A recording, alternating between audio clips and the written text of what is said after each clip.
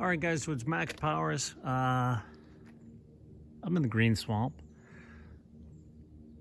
I think you probably already know that by now. And this tree is at my campsite. This is an old dead, what is it, a small leaf oak. Let me zoom up and show you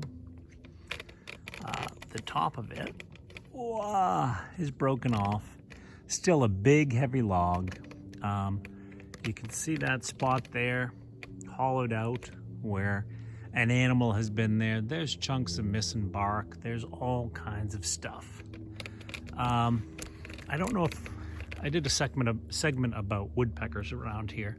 I had a couple different kinds going off, knocking on trees. There was a rapid knock to one side. There was a slow knock to the other. I also talked about the fact in that little blurb, I don't know what order these things will go up in, but in that little blurb, I talked about the knocks after dinner last night.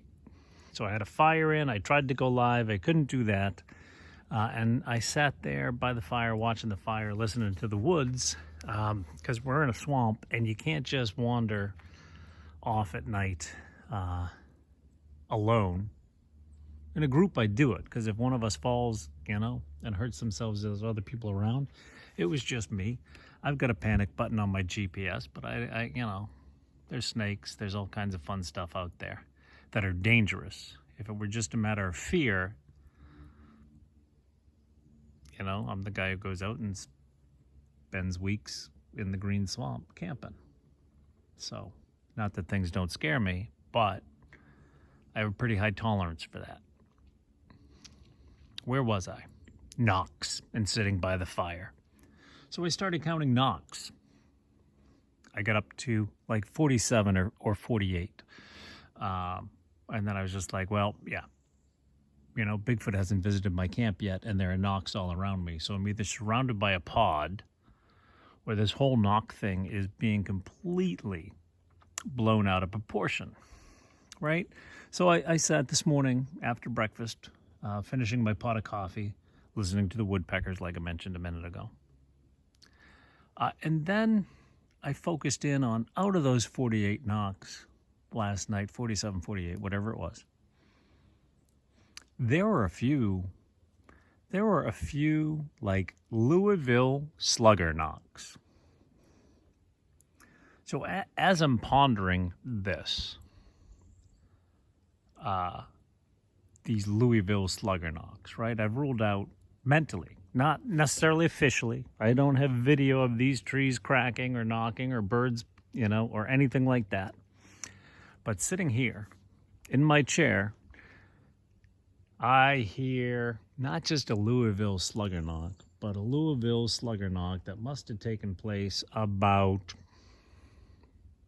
within a 20-foot circle of me. And I look at this tree in front of me, and I don't know if I have a camera capable of conveying exactly what happened.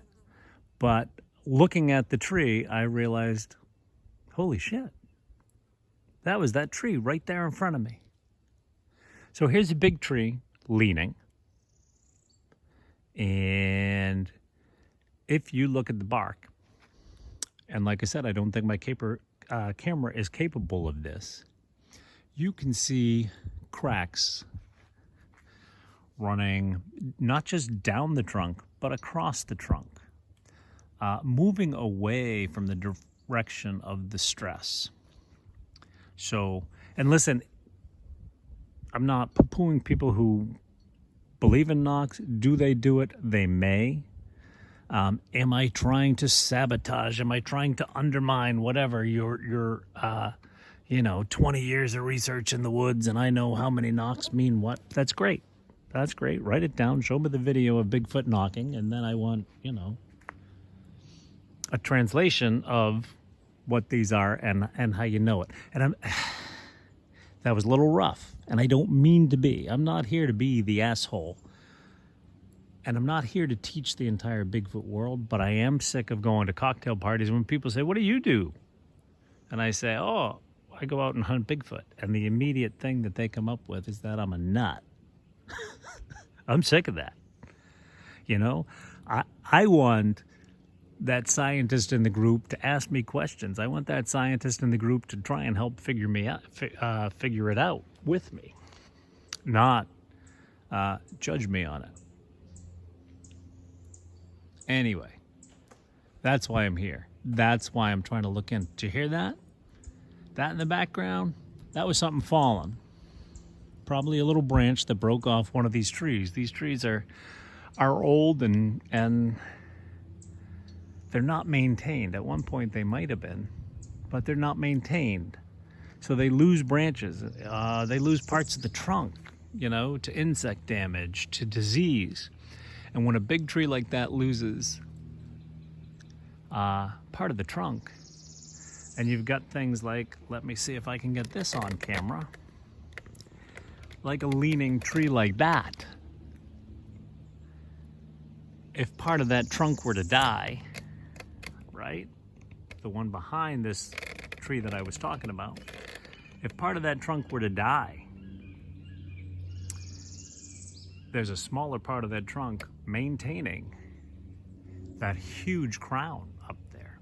It gets weaker. So as these trees start to, and I'll go back to this tree now, as these trees start to age and weaken, I think I'm going to take this off of here. Matt, I'm going off the tripod, no gimbal, because I'm a rebel and I'll never ever be any good. Okay, I'm going to come over and try and show you as we zoom in. These cracks, let's see, are they coming out? Let's zoom right in here. Now this doesn't look like much, right? These cracks are not just seams. This is a good one here. Between the bark, that's actual cracks and a pressure coming through. So the tree is leaning that way. And that pressure is being felt, well, it's putting its weight on this part of the tree, and it's pulling up on this part of the tree. So you get these almost horizontal cracks, and you get this large vertical crack starting down here that goes up. This is a good example of it. So that tree is leaning this way, and the pressure is on this part of the tree to hold itself together. Oops, sorry about that. That's why you need a gimbal. And as we go up, you can see there's rotting here, right? There's a large hollow chunk where something has lived here. As we come across this tree, and I don't know if we'll be able to focus on them, but there are large cracks going through the base of this tree, all along it, you know, all across it. So when you count the crack that, you know, was horizontal this way, the crack that's horizontal this way, here's another good example of that crack right here. And then as we go up the trunk, we can see more of these vertical cracks forming. Okay, let me come in here. These vertical cracks where the tree is drying out because it's dying, right, are trying to hold up the weight of this huge and heavy part of the tree. So as this area down here gets weaker, its ability to hold this huge part of the tree up here is greatly diminishing. As that process happens, you start to get a popping noise, which sounds an awful lot like a Louisville slugger.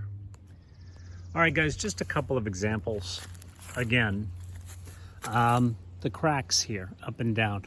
But from afar, and when I zoom in close enough to see it, you really can't see it. But there is a crack that just goes right along here. And the tree's gonna give there. And there are more of those cracks here and up here. Like that. This is a really good example of it. Up here. I'm gonna come around the tree. Sorry about this. Hey, if you're sick of shaky videos, I don't know. Send me a gimbal. I'm not gonna give you the address. But there are some good examples here too of the cracks across 1, 2, 3. So as the tree pulls that way, these things are starting to give along those, not horizontal, but almost horizontal breaks. So I would guess from looking at this that what you're gonna have is a stump. Well, I'll stand back so you can see the whole thing. Eventually, you're gonna have a stump where it breaks up here, but then it's jagged down and then across here. So kind of that kind of thing, just based on the way these cracks are forming. But it's gonna be a slow, gradual process. As the weight of that tree bears down on this, even though it's not gonna snap and break, you're gonna hear those cracks forming and therefore the wood popping. So it's interesting. I would love it if you green swamp researchers could keep an eye on this tree, and when it does go, I'd love a picture of that break to see if what I learned this summer was accurate. So there's not just this tree, right? If you look at that tree and the way it's rotting and the way it's leaning, let me see if I can find it here. I heard a knock yesterday coming from this area over here, and I'm gonna walk, so it's gonna be kind of bouncy. But behind that water pump, if you can see it, is a big old dead stump, right? Let me see if I can zoom on it without diminishing things. That still has a live branch sticking off it and up. So that decaying, cracked trunk is trying to hold the weight of that big, heavy branch. And as the old trunk starts to give, you get a popping noise. Now listen, this is my paraphrasing of what I learned sitting in the woods and talking to scientists and arborists and all kinds of people in these experimental forests this summer. But there are so many of these trees around that I think a lot of, pardon me as I spin, a lot of the knocking, that's the outhouse. Nice shot of that. They're not pumping it today though. And let's kind of go up between those trees. You can see that these trees are deteriorating, breaking. That's snapped off. Let's go to this huge lean over the rover. Zoom out a little. All right, see the way that tree's leaning? Parallel actually would be about like this. It's leaning like that. And it's the far side of the tree where all the weight is. So that trunk is struggling to hold up that crown. And eventually it's gonna give. Oh, same for this one. That is right over my tent. How about that? I might move that. So I'm not trying to diminish anyone's research. I'm not trying to discredit anyone and what they say. Pardon while I spin, I'm sorry. Back to this tree. Maybe I'll even put it on 13 minutes. I don't think I will. There's a lot in this wood that makes noise. So do we focus on chasing knocks and tripping over these cedar knees? Or it's not cedar, what do you call it? Anyway, Or do we focus on trying to figure out what this thing is? Do we focus on footprints? Understand when I say all this that I've seen these things. I know they're out there, right? So I'm not a naysayer. I'm not a skeptic. I'm just trying to up my game. And I'm hoping that other people will try and up theirs as well. When we stop looking for the real evidence and start going towards this superfluous, supposed, possible, whatever, I think we miss out on getting closer to what is and isn't real. So that's my rant today. Send the hate mail to Max Powers, Bigfoot Hunter @gmail.com. And I'll talk to you all later.